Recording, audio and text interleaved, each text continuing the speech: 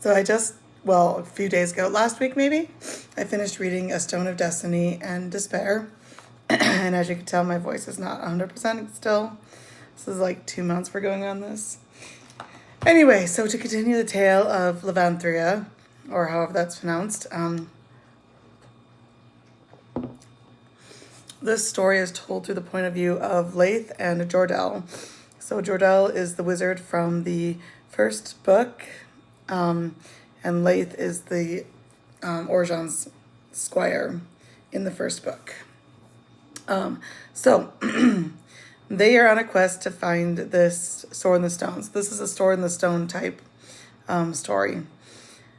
It opens up with them walking up a hill towards a cottage, which we find out was Zarina's cottage. And he is looking for a book that they had written in the Elvish language. They meet up with Zarina and Ulrich, who is Ulrich's sister in her brother's form. And he gets the book, and they head back down, and they come across this woman who's basically bloodied and bruised and left to die on a cross, stuck in the earth. And so they get her down, and Jordell uses his magic to heal her and ends up getting in a lot of pain, the way Zarina did. Leith's got feelings for her. He's of that age. We find out this is Yaler, Morgana's sister, but she didn't tell him that she's Morgana's sister. So they take her with them. She joins them on their journey. They are going to head back to Vario and his crowd to regroup and everything. On the way there, they run into these mercenaries, maybe? These soldiers who decided they weren't going to let him pass peacefully. And so a fight ensued. And the leader of this band drank an elixir that caused him to have magic, however briefly, but also basically caused him to die because it was a lot to handle, forcing magic on somebody who doesn't have magic. So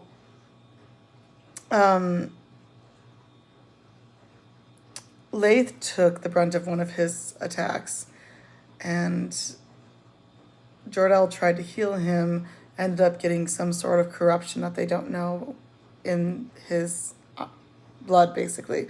So his arm is turning, all the veins in his arm is turning black. Where Leith was hit, that's starting to turn black, and it's not really something that can be healed. So they go back to where Vario is, and they discovered, apparently it's been like a couple years, 3-4 years since they were last there. Vario's got a little tribe out in the woods going on of people that they've been able to rescue from the city of Escala.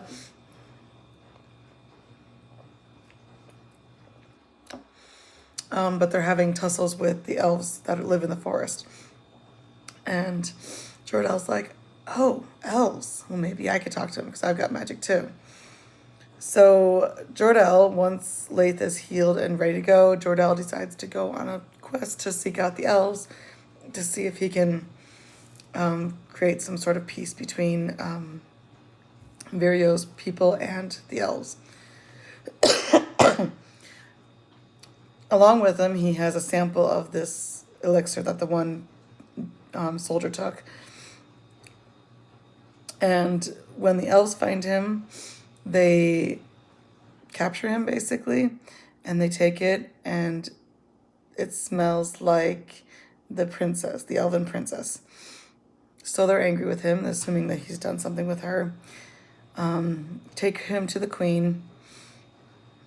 The queen tells him that it smells like her daughter and is demanding to know what he did with her. And he says, I didn't do anything with her, but I can help you find her. And so basically the elves sent him on a quest to go to the castle in Escala and rescue a lot of the elves that were stolen from the forest by Morgana and her soldiers. So he goes back to Virio's people and asks for their help in doing this. So who sets out to this? Killian from the first book, the one that had the tavern that helped Virio and them basically be able to smuggle people out of the city. So Killian, Yaler goes with them, Leith, Gilliam, and Jordell, Virio. 6. Killian and Virio take out 2 guards, dresses them, and guard the city gates. Gilliam and everyone goes into the castle to get out some prisoners. As they're doing that, Jordell and Leith end up going further into the dungeon to get out the elven prisoners. Excuse me. As Leith is coming out, he sees that Gilliam and Yaler are taken captive by their old friend Lek, who has basically sided with Morgana and against them. And Lek is making them choose between whether Leith wants him to kill Gilliam or Yaler. And choose one and I'll let the rest of you go, basically is what he says. Because he figures they're going to capture them all again anyway. Well, Gilliam kind of gives them a little symbol to say, choose me. And so Leith does choose Gilliam to die. And unexpected, Gilliam does die. They don't magically escape. Just kind of frustrating. But I think it's going to further somebody's story here. So Lek, true to his word, lets them go with the intent of tracking him down later and killing him. Or capturing him all and then killing him. Whatever floats his boat, I guess. So they all get back to camp. Virio finds out that Leith is the one who chose Gilliam to die instead of Yaler. And he starts to go after Leith and starts to attack him. Jordell stops him. Because Leith is feeling plenty guilty himself. And Gilliam wrote a letter to where we were at last time. She wrote a letter to Orjan asking him to come and meet with Leith to see if the rumors are true that he really is kind of a lizard man. So it ends up being, once Jordell knows that Leith and Virio aren't going to kill each other, he leaves them to take the elven prisoners back to the elves. Unfortunately, her daughter was not in there with them. But his return with the elven prisoners is celebrated. The elven queen gives him a gift of healing his arm. And then she also gives him a staff from the elder tree. So in this story is kind of important. She tells him the story of the goddess Apaya, whom the forest is named for, the forest of Apaya, had 2 children. Rhaegor, I think, is the son, and the daughter she was named for, and I can't remember what her name was. It starts with a Z, though. So Rhaegor wanted chaos and to rule and power and all that jazz, and his sister was more, she wanted peace and all that jazz. So he goes around ruining the world and everything, and eventually he's tricked into coming back. Opaya has her daughter convince him to come back. Unknown to the daughter, she starts to encase him in stone, and before he becomes totally encased in stone, he lashes out at his sister and turns her into a tree. And so the elder tree is where the elves draw their power from, and all the descendants from the elves get their power, unfortunately draw their power from their own body, so they don't draw it from the tree, which is why the human body gets corrupted and such. So she gives him a staff from this tree that he can channel his power through or from, so that it's not corrupting his body. But she does warn him that it is limited, and if he goes too far, he can break the staff. So we've got Jordell, who is basically our Merlin here, and he gets back to the camp. In the meantime, while he's at the elves' place, Leith has a meeting. Leith, Virio, and Yaelor have a meeting with Orjan. Orjan reveals that Yaelor is Morgana's sister. Since Leith accused him of siding with Morgana, he's like, well, what about you? You're with her sister. That destroyed, the Barbarax and everything.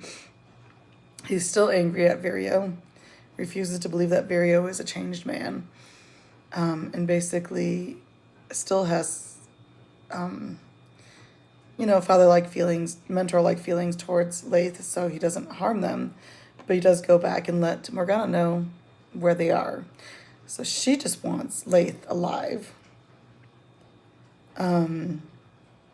So she sends them back, not Orjan, she sends Lek and them into the forest to go and bring Leith back.